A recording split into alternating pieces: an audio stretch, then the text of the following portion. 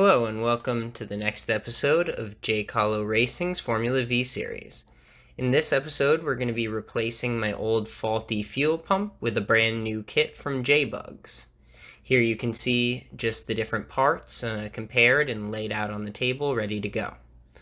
Now we're looking down into the hole where the fuel pump goes. And what we're doing is we're pressing in this black spacer that's also going to, line up where the push rod goes. So we just press that spacer down all the way. And then we're going to install the gasket that came with our kit from JBugs. So we're just going to press the gasket on nice and evenly and be gentle so we don't damage it. In the meantime, I just want to catch you guys up. For anybody who has been watching this series, they know that my plans were to race with the Challenge Cup series this year. Unfortunately, time hasn't allowed me to go out and do my SCCA driver's school that I would need to go out and start racing that. So right now we're just going to focus on working on the car, and if my schedule allows, I may bring it to a vintage event this year. I do still plan on racing in the Challenge Cup series at some point, but it's more of a matter of when, not if. As you can see, there we go. We've got the gasket all pressed in. So we're going to move on over to greasing the push rod.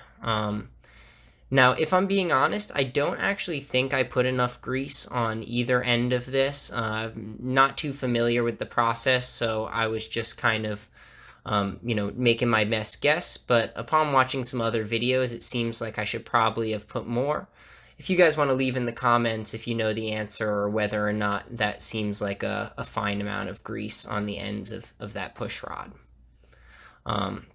So after we're done greasing the push rod, we're going to bring it back over to the car.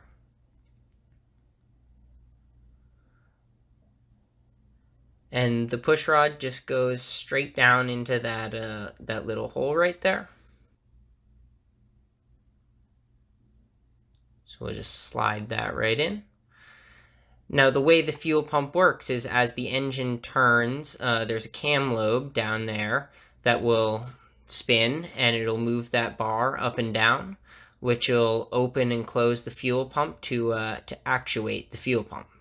I'm not sure what was wrong with the blast fuel pump, but I know we weren't getting any fuel pressure when the engine turned, so that's why we're changing this. Next, we're going to grease up the inside of the pump itself.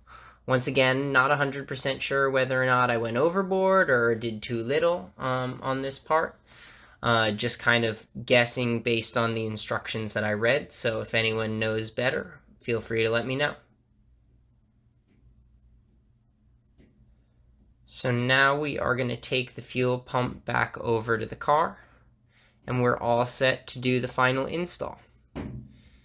So we're going to press it in on those two studs over the push rod. Only goes in one direction, so it's pretty nice and easy. And we just want to make sure it goes on nice and nice and even, that we don't get it caught on the stud, but that we don't break it forcing it on or anything like that.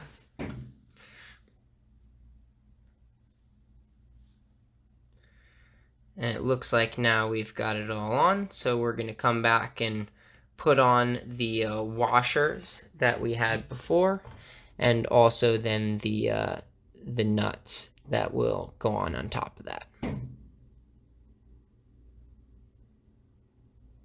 And we're just going to loosely put those on for now, and then we'll come back and tighten them as we, as we proceed through the process.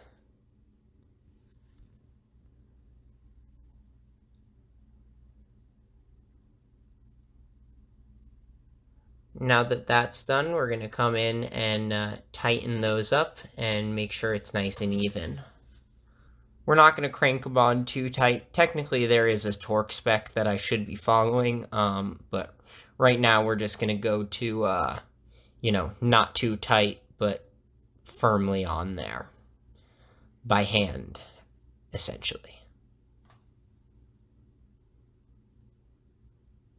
All right, and now that that's tightened on, here is the final product, all fully installed. In a future episode, we'll hook up the fuel lines and test it out. But before we do that, just cutting back to one of the last episodes, I explained that we had a leak in our previous fuel cell.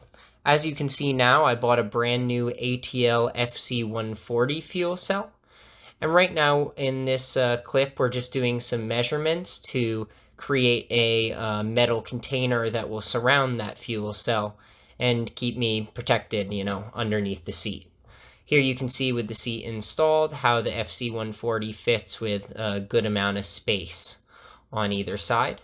So that will be the next episode in the series, is fabricating a metal container to fit that fuel cell and possibly hooking up the rest of the fuel system. Thank you so much for watching, and have a great day.